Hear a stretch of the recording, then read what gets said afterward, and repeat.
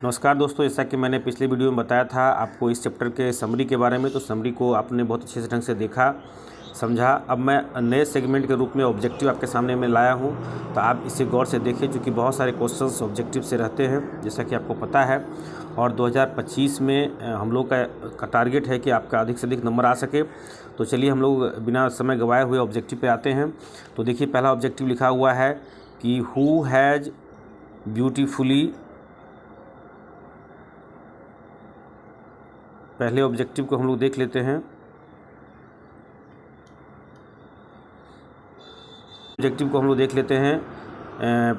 पहला ऑब्जेक्टिव आपका सामने है,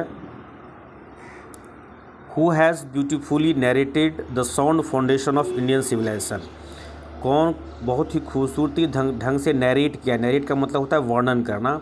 the sound foundation of Indian civilisation, तो इंडियन सिविलाइजेशन के साउंड फाउंडेशन, साउंड का मतलब होता है मजबूत जो फाउंडेशन है, उसके बारे में किसने लिखा है? तो महात्मा गांधी, चूँकि इस चैप्टर के लेखक है महात्मा गांधी। फिर 2 नंबर है कि Mahatma Gandhi has compared our ancient civilisation with. Mahatma Gandhi ने हमारे जो प्राचीन सभ्यता है, हमारी प्राचीन भारतीय सभ्यता जो है, उसका कंपेयर किस सभ्यता से किया है? तो वेस्टर्न सिविलाइजेशन से किया है। फिर अगला है कि according to Mahatma Gandhi the Indian civilisation elevate. According to Mahatma Gandhi, यानी महात्मा गांधी के अनुसार Indian civilisation elevate, Indian civilisation किस चीज़ को इलिवेट करता है, किस चीज़ को ऊंचा करता है, किस चीज़ को बढ़ावा देता है? तो मोरल विंग। काफ़ी इम्पॉर्टेंट ये सब पॉइंट है, तो इसको आप लोग जरूर। फिर हम लोग आगे आते हैं, 4 नंबर में है the western civilisation which has the tendency to privilege. Western civilisation की जो टेंडेंसी है, उसका जो स्वभाव है, वह किस चीज़ को प्रिविलेज करना, किस चीज़ को बढ़ावा देना। तो थोड़ा सा और बड़ा कर देते हैं ताकि देखने में कोई दिक्कत नहीं हो। फिर 5 नंबर में आते हैं, विच एशियन कंट्री हैज़ बिकम वेस्टर्नलाइज्ड। कौन सा एशियन कंट्री है जो वेस्टर्नलाइज्ड हो गया सबसे पहले? तो वह जापान। जैसा कि आपको पता ही है कि वह द्वितीय विश्व युद्ध में किस तरह का जापान जो है सो साम्राज्यवादी देश बन गया था। तो ये 6 नंबर है, what is charge against Indian people. Indian people है, उस पर क्या, किस तरह का चार्ज लगाया जाता है, किस तरह का आरोप लगाया जाता है? तो इसमें लिखा हुआ है कि हर पीपुल आर अनसिविलाइज्ड। इसके इंडियन पीपुल पर यह चार्ज लगाया जाता है कि यहाँ के लोग क्या हैं? अनसिविलाइज्ड हैं। ये लोग बदलना नहीं चाहते हैं, जैसे पूर्वज इनके रहते थे उसी ढंग से ये रहते हैं।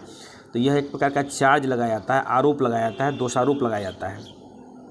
आप देखते होंगे कि बहुत सारा जो हम लोगों ने समरी पढ़ा था, उस समरी से भी ऑब्जेक्टिव्स हैं। यदि समरी गौर करेंगे तो ऑब्जेक्टिव्स के लिए भी क्लियर होगा। फिर आगे हम लोग देखेंगे क्वेश्चन आंसर भी क्लियर होगा और एक्सप्लेनेशन भी क्लियर होगा। इसीलिए समरी सब एक दूसरे से कनेक्टेड है, रिलेटेड है, इसलिए बहुत गौर से पढ़ने की ज़रूरत है। तो अगला क्वेश्चन है कि mind is a dot word. तो माइंड क्या है, किस तरह का? माइंड के बारे में क्या बताया गया कि एक रेस्टलेस, एक बेचैन, एक अस्थिर पक्षी की तरह होता है, क्योंकि इसकी इच्छाएं अनंत होती है। एक इच्छा मिलने के बाद दूसरी इच्छा पर तुरंत जो है सो तत्पर हो जाता है। फिर 8 नंबर में है, what did our ancestors persuade us. हमारे एंसेस्टर्स ने हमें किस चीज़ के लिए परसुएड के लिए बढ़ावा दिया? तो कहता है अगेंस्ट लग्जरीज़ के खिलाफ जाने के लिए कहा, क्योंकि लग्जरीज जो है, सुख सुविधाएं जो है, यही समस्याओं का कारण होता है। और हमारे अंदर जो स्ट्रेस होता है, तनाव होता है, दबाव होता है, इसके पीछे का मुख्य कारण लग्जरीज़ है। तो हमारे एंसेस्टर्स ने, हमारे पूर्वजों ने इसके खिलाफ जाने के लिए कहा।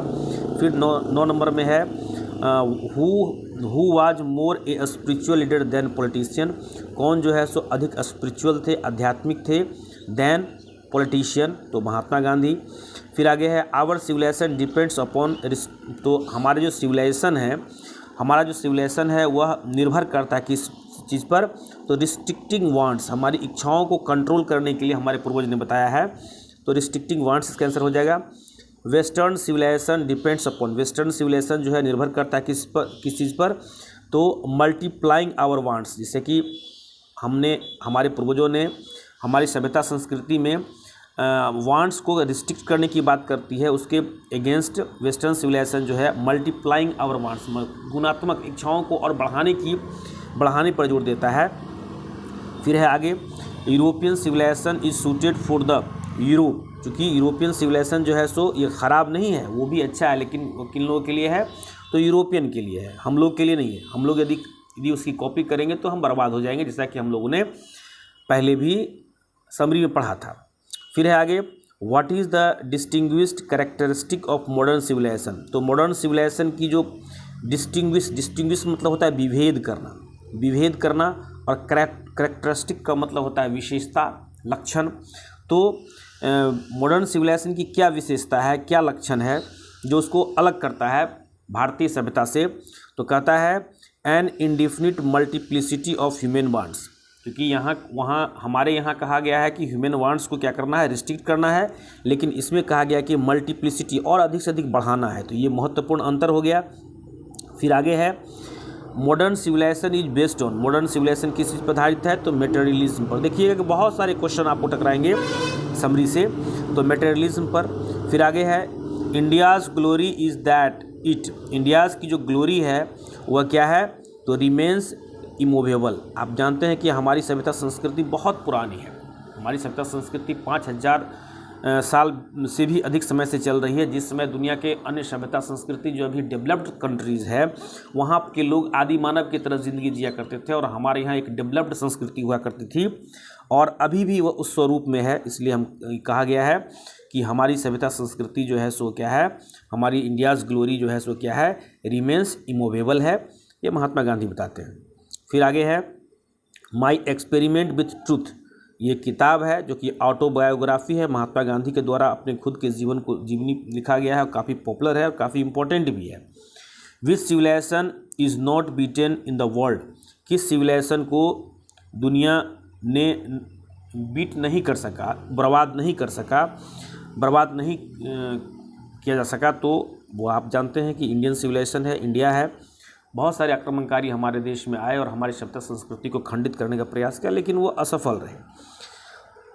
फिर आगे है Gujarati equivalent for civilisation means, Gujarati में सिविलाइजेशन का मतलब क्या होता है, तो गुड कंडक्ट होता है। फिर आगे है आवर फोर फादर, हमारे जो फोर फादर थे, हमारे जो पूर्वज थे, उन्होंने did not invent machinery because, उन्होंने मशीन का आविष्कार नहीं किया। क्यों नहीं किया भाई, तो महात्मा गांधी कहते हैं दे न्यू, वे जानते थे कि we would become slaves and lose our moral fibre, यदि मशीन का आविष्कार कर देंगे तो हम लोग क्या हो जाएंगे, गुलाम हो जाएंगे, किसके, मशीन के, और हमारी जो मोरल फाइबर है, हमारी जो नैतिकता है, वो क्या कर देंगे, हम खो देंगे। तो इसलिए जो है सो हमारे पूर्वजों ने आविष्कार नहीं किया मशीनों का, ऐसा महात्मा गांधी कहते हैं। चलिए अब फिर आगे देखते हैं हम लोग। How did our ancestors view large cities, हमारे एंसेस्टर्स जो है लार्ज सिटी के बारे में, जो मेट्रोपॉलिटन सिटी, जो लार्ज सिटीज़ है, उसके बारे में किस दृष्टिकोण से देखते थे, तो कहते हैं हैविंग गैंग्स ऑफ थीव्स, यहाँ पर वो लार्ज सिटी में क्या होती है, गैंग्स ऑफ थीव्स, चोरों का झुंड होता है, रॉबर्स, डकैतों का झुंड होता है, और वहाँ प्रोस्टिट्यूशन मतलब वैश्यावृत्ति होती है। तो इसलिए जो है सो जो महानगर थे, उस महानगर को अच्छे दृष्टिकोण से हमारे पूर्वज नहीं देखते थे, और अपने गांव में ही सीमित रहना चाहते थे, और गांव में खुश थे। Why were our ancestors satisfied with small village, कहता है क्यों हमारे एंसेस्टर्स, हमारे पूर्वज संतुष्ट थे छोटे गाँव में। तो कहा गया है यहाँ पर आंसर में देखिए, villages fulfil all there needs, गाँव जो है उनकी सारी, चूँकि इच्छाएँ ही सीमित थी, बहुत सीमित इच्छाएं थी, इसलिए अपने गांव में ही उनकी सारी इच्छाओं की पूर्ति हो जा रही थी, इसलिए वो बाहर जाना पसंद नहीं करते थे, और बाहर की निगेटिविटी को वो जानते थे, इसलिए वो बाहर नहीं जाते थे। फिर है what was the motto of western philosopher, western philosopher जो हैं उसका मोटो क्या है, उनका दृष्टिकोण क्या है, तो सॉरी यहाँ पर वेस्टर्न नहीं, यहाँ पर इंडियन होना चाहिए, यहाँ पर इंडियन होना चाहिए, इसको इंडियन कर लेंगे। तो plane living and high thinking, हमारा जो इंडियन सिविलाइजेशन है उसका जो मोटो है वो क्या है, plane living and high thinking, यानी सादा जीवन उच्च विचार। फिर आगे है व्हाट इज़ सिविलाइजेशन, तो इसके पहले भी हमने देखा है मोड ऑफ कंडक्ट, आचरण का जो शैली है, आचरण, अच्छे आचरण को ही सिविलाइजेशन कहा जाता है। Why does the writer call the mind is restless word, यानी कि राइटर ने, लेखक ने, महात्मा गांधी ने माइंड को एक रेस्टलेस वर्ड क्यों कहा है, because the mind is never satisfied with desire, क्योंकि माइंड जो है सो कभी संतुष्ट नहीं होता है इच्छाओं से, कभी न कभी कुछ न कुछ उसके दिमाग में चलता रहता है। फिर आगे है the charge against India is that, India को किस तरह का चार्ज लगाया गया है इंडिया पर, तो इसको हम लोग देख लेते हैं। इंडिया पर क्या आरोप लगाया गया है, तो भारत पे आरोप लगाया गया है। क्या कहा गया है, भारत पे आरोप लगाया गया है India are uncivilised and they are averse to any change. India जो है सो क्या है, अनसिविलाइज्ड है, असभ्य है, और यह जो है सो एवर्स एनी चेंज, और वह किसी तरह का बदलाव नहीं पसंद करता है, averse to change.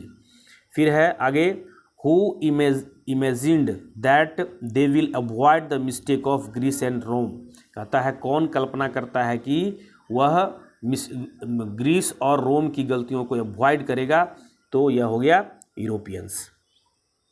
Gandhi dominated Indian politics during, Gandhi ji Indian politics को कब तक डोमिनेट किए, कब तक प्रभावित किए, तो 1915 से 1948 तक। यह मैंने समरी में ही बताया था। 1915 से लेकर के 1948 तक जो है सो यह भारतीय पॉलिटिक्स को प्रभावित किए। ये गलत प्रिंट हो गया है। फिर आगे देखते हैं machinery makes us slaves and we lose our, यह भी एक बार रिपीट हो चुका है कि मशीनरी जो है सो हमें गुलाम बनाता है और हम जो है सो लॉस खो सकते हैं हमारी अपनी मोरल फाइबर को, इसलिए हमारे एंसेस्टर्स ने मशीनों का आविष्कार नहीं किया।